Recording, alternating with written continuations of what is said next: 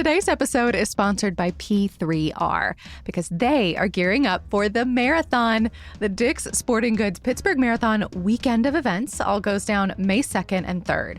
There's the big race and also a half you can run or walk it, the 5K, kids events, and more. So whether you're a first-timer hoping to push yourself to new limits or a grizzled ultra marathoner with tons of experience, there is space for yins.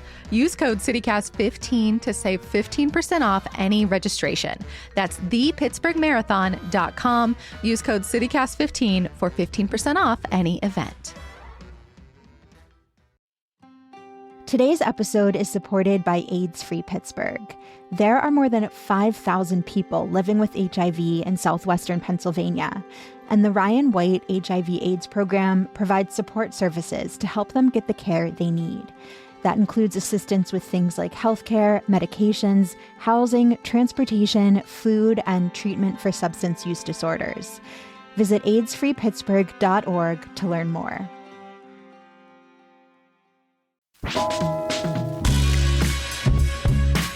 This is CityCast Pittsburgh. I'm Megan Harris, and here's what Pittsburgh's talking about. Something we hear here at CityCast all the time is that so many people want help finding more fun events, making new friends, but it can be really daunting to break into a new friend group here. And I feel for you because I had that exact experience when I moved to Pittsburgh. So many people are still running around with the exact same friends they made in primary school. So if you are in a social rut, we're bringing back one from our archives with 3 people who are all about creating community, especially if you are somewhat new to town, returning to town, or maybe just don't want to talk to the same 3 people all the time. Today, we're talking about some of the best places and groups to find, make, and keep lasting friendships here in Pittsburgh. And stick around after the episode. Executive producer Mallory Falk is going to be joining us for a segment sponsored by PA Preferred about how to find locally grown and made agricultural products. So like maple syrup, if you want to add some to your own mocktail or cocktail creation at home. I'm with Haley Ingersoll, the founder of Pittsburgh Social Health, which helps Pittsburghers find and build community. Haley, welcome. Hi. Dan Lampman is the founder of Yen's Run Club. Y'all might remember Dan from our episode all about running in Pittsburgh. You survived the marathon. Dan, welcome back. I survived. I'm still here. I'm still happy. So thanks for having me back. And local author Ryan Rudzeski, who recently wrote a story for Pittsburgh Magazine about how to make friends in our city. Ryan, welcome to the show. Thank you. I'm really happy to be here. So what do y'all think? Anybody jump in here. Is Pittsburgh a hard or an easy city to make friends in? And you have to defend your position. Come prepared.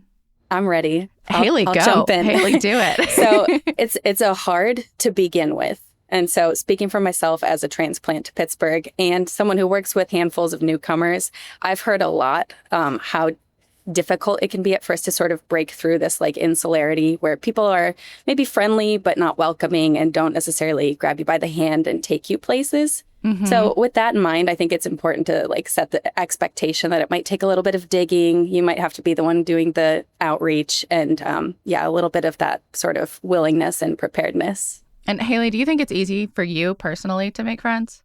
So I am an introvert by nature. I feel like I'm situationally... And you're a transplant, too. And a transplant, yes. Yeah. So it was challenging at first, also moving in 2020, just an abysmal time to meet new people, which actually I think is what pushed me more toward it, is because I realized, wow, I desperately need human interaction. But yes, still introverted at heart. Dan, what about you? Ryan wrote about you in his story for Pittsburgh Magazine, and he called you, what was it, big gym teacher energy? How would you describe your experience here in Pittsburgh? So I've been here for, I think, it's 12 years now. I'm not originally from Pittsburgh. I'm originally from the east side of the state. I came here for school. So I had a reason to meet people with a lot of other people that were looking to meet people. So it was easier. I would answer your question as, it depends. You meet people in these weird ad hoc ways or at these different events, and that becomes the group that you become friends with. Sometimes it might seem hard to enter into that group, even though everyone's really welcoming. But it really just takes a little bit of openness from your side and a willingness to say, when there's an open door to go and go to this event or meet these folks, that you allow yourself the courage to go in and meet those folks. And generally, as soon as you're there, everyone's very welcoming, but it might just feel like there's a barrier at first. Yeah.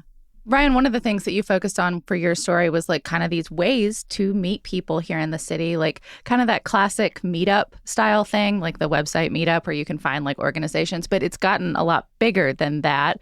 I mean, what did you find from your research? Like, do you think Pittsburgh is a good place for friends? Yeah, I mean, I don't disagree with anything Haley or Dan said. What they're saying tracks with what just about everybody I spoke to for the article told me, that yes, it's hard at first, that yes, it's always hard, especially if you don't come here as a college student or if you don't have a sort of built-in network. And I tried to find, some objective measure as to whether or not Pittsburgh is actually more difficult than other cities. And I don't know if that's an answerable question, but there was one study that came out in 2023 that ranked Pittsburgh the 6th loneliest city in the nation. Now, this was sort of a clickbaity survey put out by a real estate development firm. I wouldn't take it at face value. I looked into it. It was based on the percentage of people living alone, Exactly. which I think, like, I would argue is maybe like also a product of us being like slightly more affordable than some other places. Agreed. And so I think some of our demographics, yes, we have a higher than average number of people who live alone. We have a population that skews older. And if you look at data when it comes to loneliness and social isolation, those two groups are at higher risk for loneliness and social isolation.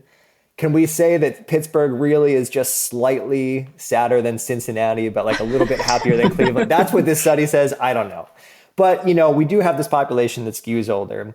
We are a city that's not nearly as diverse as some other major cities. Some of our neighborhoods and our shared spaces are still quite segregated. Lots of people who grew up here have a built-in friend network that they grew up with. And as you know, we haven't always been a growing city, although we did recently just record a pretty major uptick in population. Yeah, so we got a couple thousand more people. Not a ton of transplants, but although enough. mostly because of new immigrant arrivals, which is poses great. its own challenges for making friends when you're thinking about language barriers and assimilation. Yeah. I mean, I think that's the thing, right? Like born and bred Pittsburghers are notorious for having the same friend groups since grade school. And so like it is possible to crack those nuts and to get into them, but it is difficult. It's like a challenge and you really have to like kind of wrap your head around it. It does take a little bit of that courage to continue putting yourself out there. And newcomer anxiety at events is a very real thing. So yeah, doing your best to just put on a brave face and fake it till you make it, so to speak. I couldn't agree more with that. In fact, one of the things I came across while researching the article was that there has actually been some research done that suggests that when we believe that we'll just form a community naturally, that just by going through our day-to-day life, we will start to make friends, that actually works against us because we don't then have the impetus, to gather up that courage that Haley mentioned. And so the longer we just assume we'll find friends, the longer we just assume that a community will build itself around us, the longer it actually takes. I think going back to that too, it comes back to like we said courage. I said courage a second ago, and I do think it's realizing that if you feel awkward, that's fine. Everyone does, but the courage to just walk up and say hello when you're at an event that you're going to, that there might be people that are there to be open. That's why it's there. That's what it's set up to be. And I know for me, I've been here throughout 18, 19. So my teenage years, all of my 20s, and I just turned 30. So now I'm in my 30s, and I've met new people almost every single year through random places. And it's been because of an active effort to stay curious and be open, and both physically and emotionally, so that you're able to connect with new folks that might come out of nowhere and become a huge part of your life. Well, how do y'all manifest that? Like, I mean, Dan, I feel like your events at Ian's Run Club, like it's sort of made for that because everybody's like already like physical and in their space and probably like bouncing or stretching or doing things anyway. But that's not true of like every type of meetup group, right? Like Haley with Pittsburgh Social Health, you plan all kinds of events. I don't know. How do you like make sure that like people feel comfortable, or how do you like talk yourself into those moments? What's your advice for folks? Yeah, I think that's been a big piece for us is at the onset of the event, once most people are there, is just kind of acknowledging that it feels a little weird, right? Like we're So all you just in that straight spot. up say it like, I know most of y'all don't know each other. Like, we're going to get to know each other through the process of this. It's happened on occasions, yeah. Especially we've done some offline meetups where we're also having the discomfort of putting our phones in a box so we can't scroll. We can't like go click on a notification or pretend someone is contacting us or whatever the instance is. Again, to sort of embrace more of that in-person social connection and I don't want to say force, that feels aggressive, but again, noting like, okay, we have to use our imaginations and also having prompts on the table if we're really reaching for things to talk about. There's, a few questions there to get the conversation rolling. I do agree with Haley that like leaning into it is sometimes the only way through. Like there's always going to be anxiety. And the way you get through anxiety is by doing the thing you're avoiding. And something I saw again and again when reporting on these groups and talking to people about how they made friends is they did exactly that. They would go up to someone and say, hey, like, I know this is a little weird. I actually don't know anybody here, but I am so-and-so. And, without fail, we sometimes forget that all the people in these groups, they're all looking for the same thing, right? We're all looking for some sort of human connection. And sometimes all it takes is that little, self-introduction, and they bring you into the fold. And I think the best of these groups acknowledge that sometimes weirdness and that anxiety. They can make light of it and they can lean into it. Today's show is brought to you by PA Preferred. PA Preferred makes it easy to choose local and support the farmers who grow and make the food and the products that we rely on every day. It's Pennsylvania's official brand for local, and they say the variety is incredible. Pennsylvania is not just dairy and sweet corn. We are the #1 mushroom-producing state in the country. We've got apples, hops, honey, maple syrup, flowers, even fibers from alpacas and sheep, plus jams, preserves, hardwood products, craft beverages, dog treats, ice cream. If you love it, chances are a Pennsylvania farmer or maker is behind it. If you want to find PA Preferred products near you, start at papreferred.com. You can search for farms, farmers markets, and local producers in your neighborhood. And with the 2026 Pennsylvania Farm Show coming up, it's the perfect time to explore everything our ag community has to offer. This year's theme, Growing a Nation, celebrates how Pennsylvania agriculture has shaped America, and you can see it all at the Farm Show in Harrisburg. I have never been. I have always wanted to go. 6,000 animals, the iconic food court, demos from top PA chefs at the Culinary Connection, and of course, that butter sculpture. Choose local, choose PA Preferred. Visit papreferred.com. That's papreferred.com. Paid for with Pennsylvania taxpayer dollars. Today's episode is supported by Special Olympics Pennsylvania. They're hosting the Pittsburgh Polar Plunge on February 28th at Acrisure Stadium.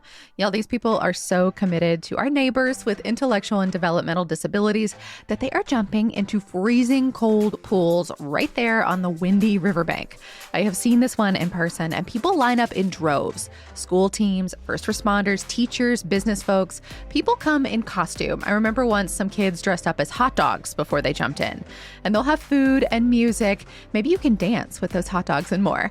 All proceeds from the Polar Plunge go right back to Special Olympics Pennsylvania, which provides sports training and programming to talented athletes of all ages, kids and adults.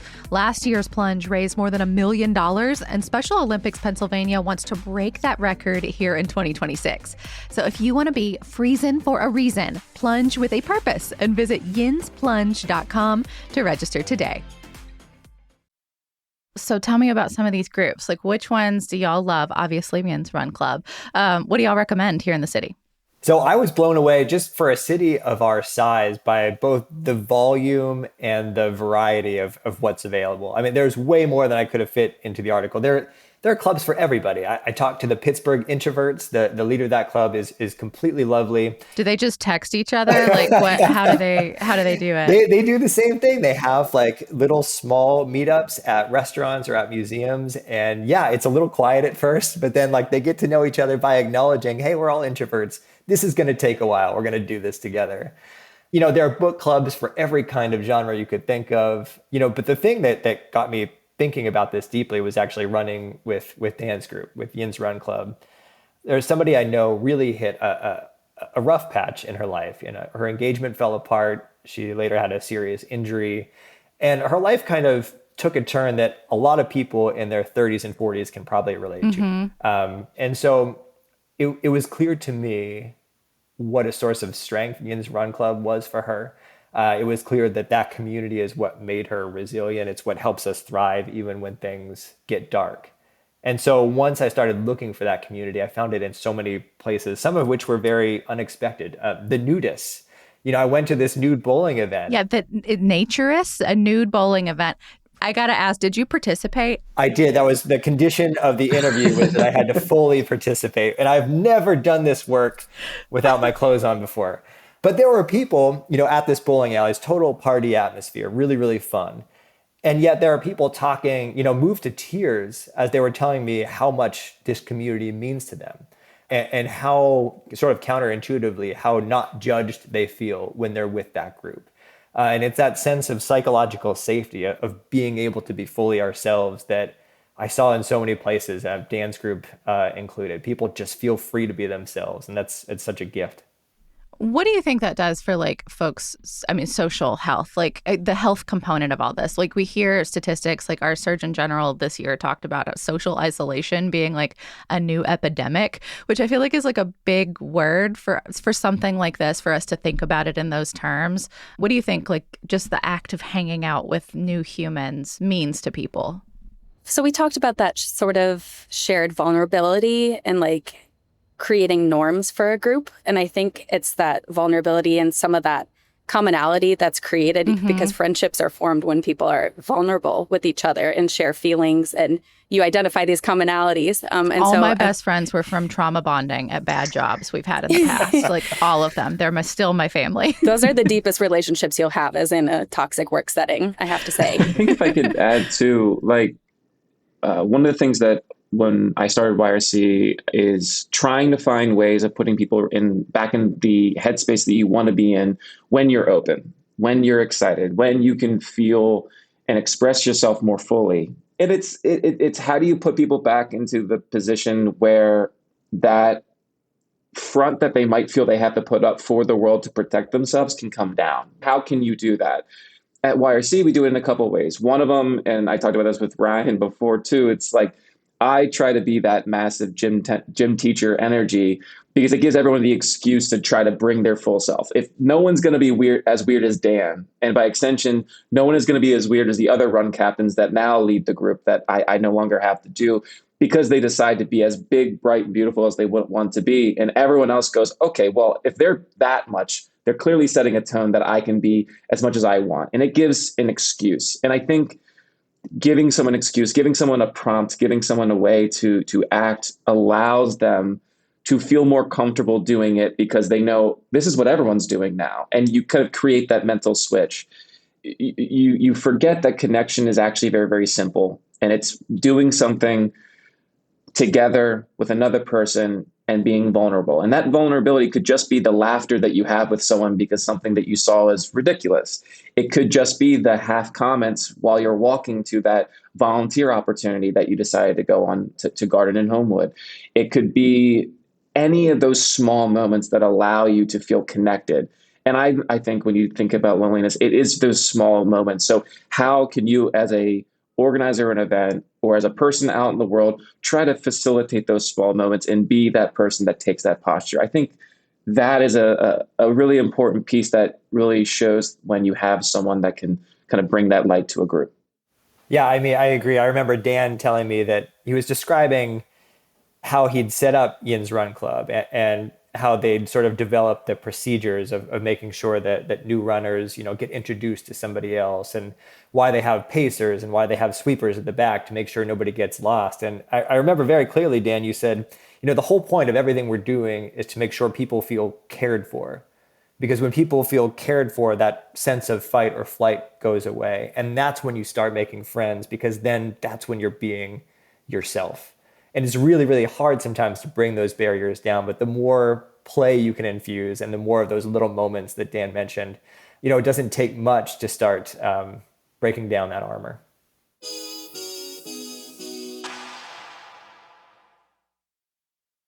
What about you, Haley? Are there types of events that you've seen maybe work better for different types of humans or things that you would recommend? Yeah, I think especially here at Pittsburgh Social Health, one thing we focus a lot is just quality over quantity of our interactions. Again, so some of these offline meetups we realize are not going to bring in a huge crowd. Like, we are in this hyper digital world, but the people who do show up are very intentional. And so sort of creating themes around that is really cool. And we like to nerd out about, again, the Surgeon General's report and talk about how valuable all of this can be at like a social, mental, physical level. Wait, are y'all sitting around talking about Surgeon General reports? Like, what are your meetups? That is how I spend my free time. I don't know about you guys, but genuinely, I do. Right now? What am I reading? The Artist's Way, because we're in a recession. God, that's on my bookshelf, and I've never cracked it. It's been there for 10 years. No, I've been told it's a recession indicator. So, yeah. I would say it's different for everybody what they're looking for. And in Pittsburgh, we're actually fortunate to have so many things. Like, I actually learned today that we have a nudist group and an introverts club. And so I'll be Googling those later. But I think, again, that's just a reminder to continue looking, because there are many, many things out here, even if they aren't hitting you in the face every other day. And if I can actually toss in, Haley, you did something else that I am so glad. I'm so upset that I have not been able to go to it yet. But you've done a couple of the hot seats at Trace. And I think one of the cool, like, that's like the friend dating thing, right? Like, where it's like, okay, how does it work? Please tell them about this. Okay, yeah. So you've probably seen Hot Ones. It's, the popular series Yes. where they sit with celebrities, make them eat hot wings while they talk about their careers and whatnot. So we made a Pittsburgh version of that, and it's panel style. So we've hosted 2 of them last May and November. The November one had a specific theme of third places. So we had people who work for the libraries, Third Space Bakery, Farmers Market. I'm losing the others, but you get the point. So it's places where people feel comfortable and like kind of come as you are atmospheres. Exactly. Yeah. And to sort of speak on this importance of community spaces outside of home and work. But so what we do is make them eat hot wings while they do that. And it's just kind of fun to see these people like sweat it out and be more candid about how they feel with community efforts and friendship and all of that. It's creative programming because, people have called Pittsburgh the city of 1,000 panels. So you have to make it fun and interesting if you're trying to like get something across. Hot wings is a good start. Also the food, Trace's chill. Right.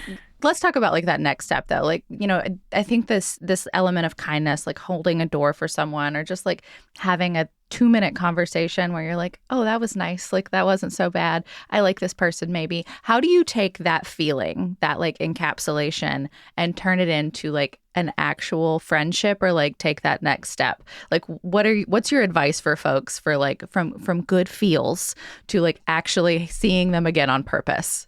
I will go back to what I said earlier, that it's really not that complicated if you enter in with a lot of gratitude, a lot of care, and a lot of authenticity and transparency. And I'll say that because I have a best friend. His name's Colin. I met him when I was in 7th grade. And the reason that we're best friends is because one day I came home from the bus because I didn't have close friends. And I said, I think I want to hang out with him. And I picked up my landline phone and I called his house and said, hey, would you like to be friends with me? Do you want to ride bikes sometime? I'm in his wedding in March, and we've been best friends my entire life since that moment. And I say that because it really does just take one person to say, hey, I think we could be friends. Would you like to grab coffee sometime? It might sound like, if you position it like you're asking someone out, you kind of are. You're asking someone, I think we have something here and we can be friends. Would you like to go explore that? And relationships are just relationships, and no matter if they're romantic or if they're friendships. So if you share with someone that vulnerability, and hopefully they return it, and if it's unfortunate that they don't, that's okay. It's not the end of the world. But I think because it worked out so great for me, and I have a best friend because of that, to me, it is muster that courage, believe in yourself, know that they probably feel just as awkward about you asking, and take that leap and just ask and say, would you like to grab coffee? Would you like to go on a run? Would you like to go climbing? Whatever it is. And I think just, it doesn't have to be perfect. It just has to be authentic. And if you go in with a lot of care, you'll hopefully come out really happy. One thing I saw done really brilliantly by so many of these groups was using some sort of digital platform as a mediator for this. Dan can tell you more about the YRC WhatsApp group, but everybody who signs the waiver, I believe, Dan, is automatically or can opt into this WhatsApp group. Everyone's invited. We have had Russian bots come in once, so I do not share it publicly, but anyone that comes to a run, we know you're a human being and you get invited. Yeah, so they have that, and on this app, people invite each other to parties, or they say, hey, I have extra concert tickets to this thing. A lot of the meetup groups that I talked to said that their groups really took off when people started posting in the meetup group online, like, hey, I had a really great time. Does anyone want to go do X, Y, or Z? I think that digital platforms, including Haley's account, can be that sort of 21st century version of Dan's landline when he called his friend. And it does take a little bit of pressure off to do this via screen, via text, or in a group chat. It's a really nice way to sort of ease into that big question, do you want to be friends? Yeah, I mean, well, and say somebody wants to take like a much bigger step, like you, Dan, and Haley, like not just want to start a thing, but like decide I want to start a whole group. Like I want to build it around whatever niche interest I have in this moment. How do you recommend they do that? Yeah, I think starting by exploring what's already out there is a good way to get inspiration. Mine was mostly driven out of conversations. Like I realized there are many other transplants here. And so I thought, okay, maybe we need a meetup for that. And it then evolved into we need to be more social, just collectively, realizing it should be a wider net and anyone who wants to be social should do so. But it was identifying that gap to begin with that I think gave me it had to incubate for a while, but then I sort of just started to build my case. So if there are things that you kind of keep finding yourself saying, someone should do this thing, you might have to be that person who, takes that step. And you might find, especially if there are other people who are already alongside you, they might want to join you in that journey. If there are people who are like-minded or have the same passion and you're constantly playing volleyball all together, maybe you do need to put a team together, that sort of thing. Yeah, I would say believe the delusion that you should start it and find the best way that is accessible to you. YRC started because I put a poll out on Instagram stories and 9 people responded.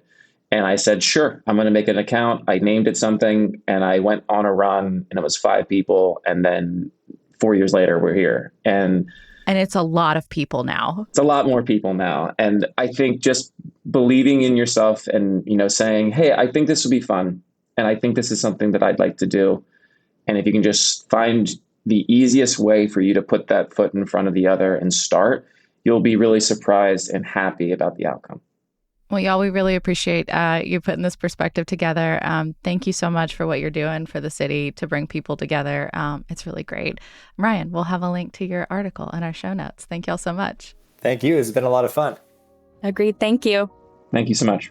And don't go anywhere. In just a second, executive producer Mallory Falk is going to join us for a segment sponsored by PA Preferred, all about how to find locally grown products and why you should check out the Pennsylvania Farm Show happening right now. CityCast Pittsburgh executive producer Mallory Falk here with Russell Redding, the Pennsylvania Secretary of Agriculture for PA Preferred. Can you start by telling me what exactly the PA Preferred program is?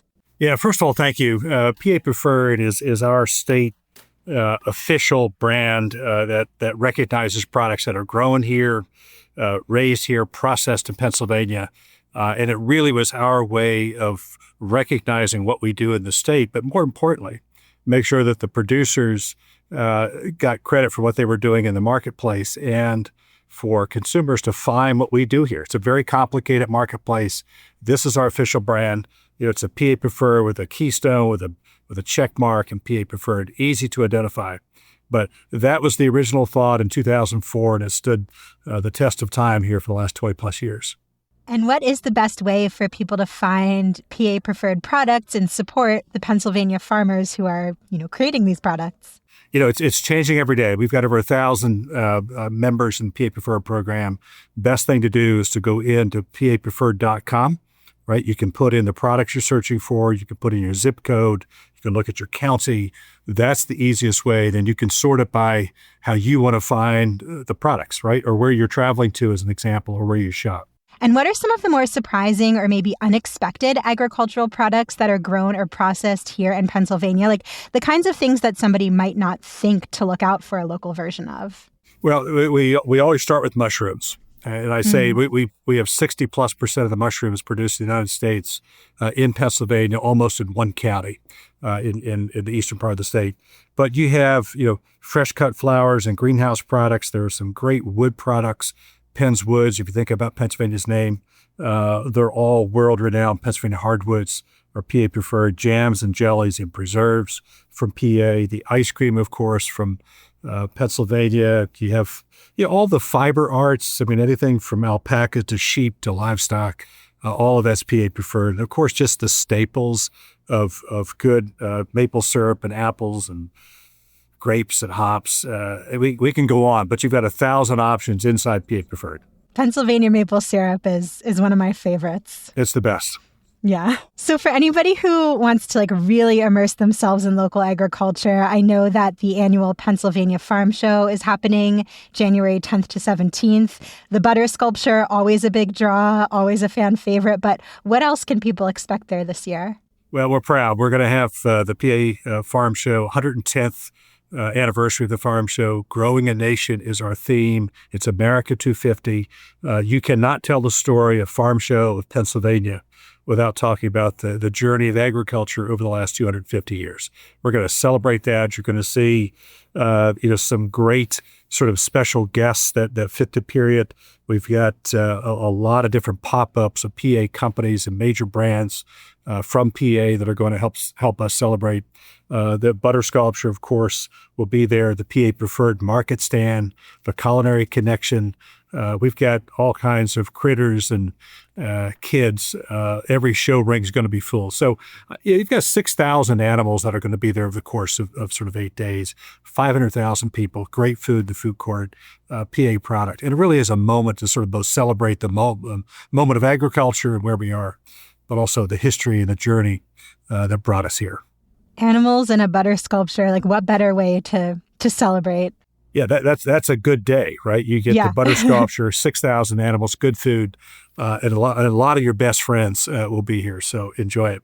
Well, Russell, thank you so much for being here. Again, you can check out papreferred.com to learn more, and we will have that link in our show notes so that you are just a click away. Thanks for listening. Thank you.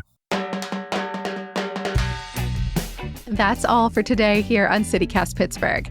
You can support us by becoming a CityCast Pittsburgh neighbor. All the details are at membership.citycast.fm. We will be back tomorrow with more from around the city. We'll talk to you soon.